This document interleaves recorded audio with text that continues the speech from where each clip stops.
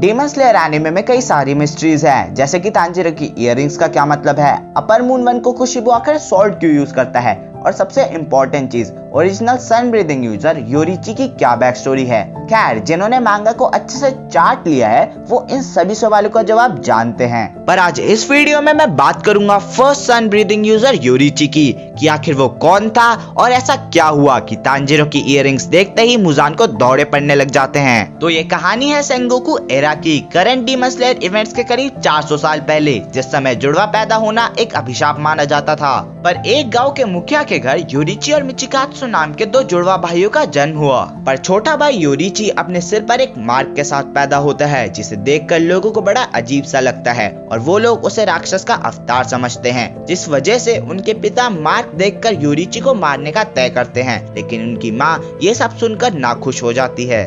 फिर बाद में ये तय किया जाता है कि योरीची को 10 साल की उम्र में मंदिर का पुजारी बनने भेज दिया जाएगा और उसके बड़े भाई मिचिकात्सु को समुराई बनने की ट्रेनिंग दी जाएगी। जुड़वा होने के बाद भी योरीची और मिचिकात्सु की जिंदगी एक दूसरे से पूरी अलग हो गई। एक तरफ मिचिकात्सु ऐशो आराम की जिंदगी जी रहा था और दूसरी तरफ योरीची को इस सब से मतलब ही नहीं था। पर योरीची की हालत देखकर मिचिकात्सु को काफी बुरा लगता था, जिससे वो कई बार योरीची की मदद करता रहता। लेकिन फिर भी घर वाले दोनों भाइयों को एक दूसरे से हमेशा अलग करके रखते थे। योरीची हमेशा अपनी माँ से चिपके रहते थे और उन्हें समझना भी मुश्किल था, क्योंकि उन्होंने कभी कुछ कहा ही नहीं था। इस वजह से उन्हें लोग बहरा समझने लग गए थे। जब योरीची 7 साल के हुए तब पहली बार मिचिकात्सु ने उन्हें बोलते और मुस्कुराते देखा। उस टाइम मिचिकात्सु समुराई की ट्रेनिंग ले रहे थे। उस टाइम ट्रेनर ने योरीची को तलवारबाजी के दाव पेच सिखाने का सोचा और योरीची को तलवार देकर उन पर हमला करने को बोला। पर उस टाइम पलक झपकते ही उन्होंने उस ट्रेनर पर हमला करा, जिससे वो ट्रेनर बेहोश हो गया।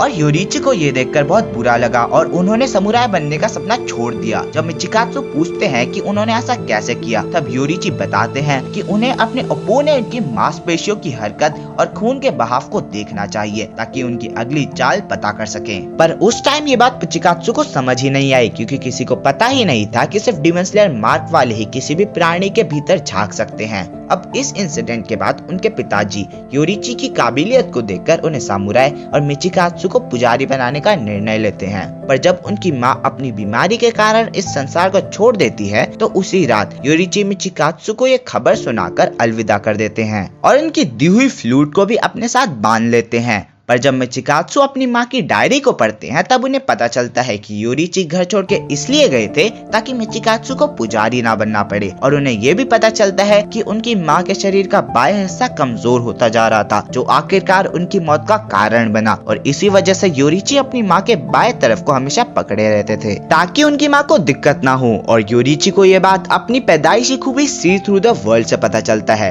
लेकिन इन सब को पढ़कर मिचिकात्सु के मन में योरीची के लिए नफरत पैदा हो जाती है। योरीची के घर से भागने के बाद वो कुछ टाइम बाद यूटा नाम की एक लड़की से मिलते हैं, जिसकी पूरी फैमिली एक बीमारी के कारण मारी गई थी।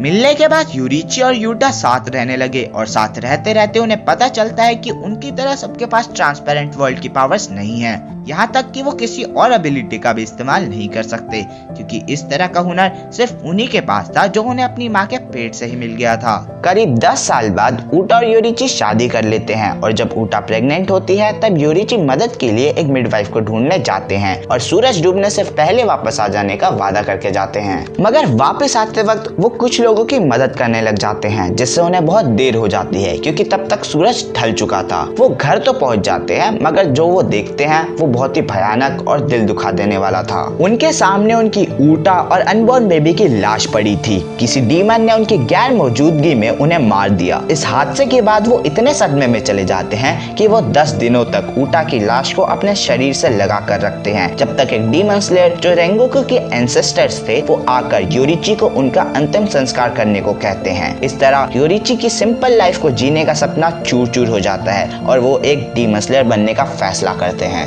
डीमन स्लेयर कॉर्प्स में शामिल होने के बाद योरीची सन ब्रीदिंग टेक्निक बनाते हैं और बाकी डीमन स्लेयर्स को भी ये सिखाने की कोशिश करते हैं, पर कोई भी इसे सीख नहीं पाता क्योंकि किसी की भी शारीरिक क्षमता योरीची जितनी नहीं थी। तो फिर योरीची उन्हें उनकी वीकनेसेस और एडवांटेजेस पर फोकस करने को बोलते हैं, जिसमें 5 मेन ब्रीदिंग टेक्निक्स का जन्म होता है। कुछ टाइम टाइम बाद मिचिकात्सु भी डीमन स्लेयर बन जाते हैं ताकि वो अपने साथियों का बदला ले सके जिन्हें डीमंस ने मार दिया है। योरीची से ट्रेनिंग लेने के बाद मिचिकात्सु भी मून ब्रीदिंग नाम के टेक्निक बनाते हैं, जिसकी वजह से उनके और बाकी डीमन स्लेयर के माथे पर भी डीमन स्लेयर मार्क आ जाता है, जिससे सबको योरीची जैसी ताकत तो मिल जाती है मगर सबको 25 साल या फिर उससे पहले मरने का श्राप भी लग जाता है। कुछ टाइम बाद आखिरकार योरीची का सामना डीमन किंग मुजान से होता है और मुजान को देखकर योरीची को समझ आ जाता है कि उनका जन्म मुजान और डीमंस का अंतिम संस्कार करने के लिए ही हुआ है। अब जब लड़ाई शुरू होती है तो मुजान के पहले हमला करने से पहले ही योरीची ये समझ जाते हैं कि उसका लगा एक स्क्रैच ही उन्हें मारने के लिए काफी है, तो वो अपनी ट्रांसपेरेंट वर्ल्ड टेक्निक से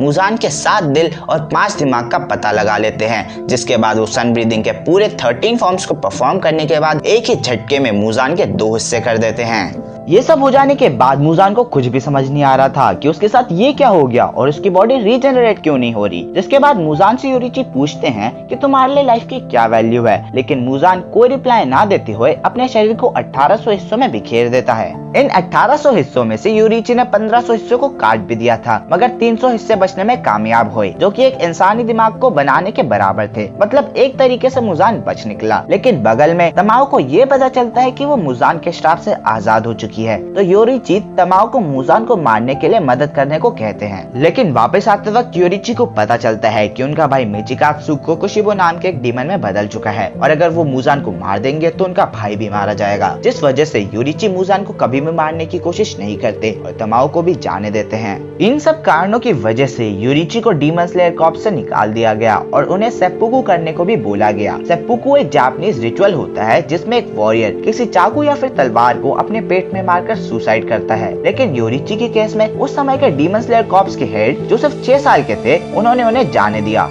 इसके बाद योरीची जब तक जिंदा था तब तक मुजान उनकी छत्र छाया से दूर ही रहा करता और योरीची सुमायाशी से मिलते हैं जो कि तांजिरो के पूर्वज थे और उन्हें अपनी कहानी बताते हैं। साथ ही सन ब्रीदिंग टेक्निक भी दिखाते हैं, जिसे देखकर सुमायाशी की वाइफ को ये टेक्निक बहुत पसंद आती है। फिर कुछ टाइम बाद योरीची सुमायाशी से फिर से मिलने आते हैं, तो सुमायाशी की वाइफ फिर से रिक्वेस्ट करती है कि उन्हें वो टेक्निक दिखाने के लिए। योरीची ये सुनकर सुमायाशी को ये टेक्निक सिखा देते हैं ताकि उनकी वाइफ जब चाहे टेक्निक देख सके और एक दोस्ती के प्रतीक के रूप में अपनी इयररिंग सुमायाशी को दे देते हैं। और इस टेक्निक को सुमायाशी डांस ऑफ फायर गॉड के नाम से अपनी फैमिली की एक परंपरा बना देते हैं। लेकिन जब योरीची सुमायाशी को अलविदा कहते हैं तब सुमायाशी उन्हें बोलते हैं कि योरीची, तुम ऐसा कभी मत समझना कि तुमने अपनी जिंदगी में कुछ हासिल नहीं किया, तुमने कुछ ढंग का नहीं किया, तुमने हमारी मदद की है और मैं तुम्हारी इयररिंग्स और सन ब्रीदिंग को आगे पास ऑन करता रहूंगा। ये सब सुनने के बाद योरीची कामाडो फैमिली को एक प्यारी सी मुस्कान देकर अलविदा कर देते हैं। तो ये थी कहानी योरीची की, जिन्होंने जिंदगी में क्या हासिल करा ये तो पता नहीं,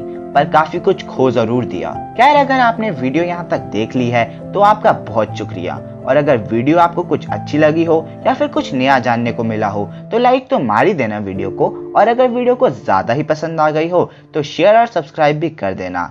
बाकी मिलते हैं ऐसी किसी और अमेजिंग वीडियो के साथ, तब तक के लिए सायोनारा।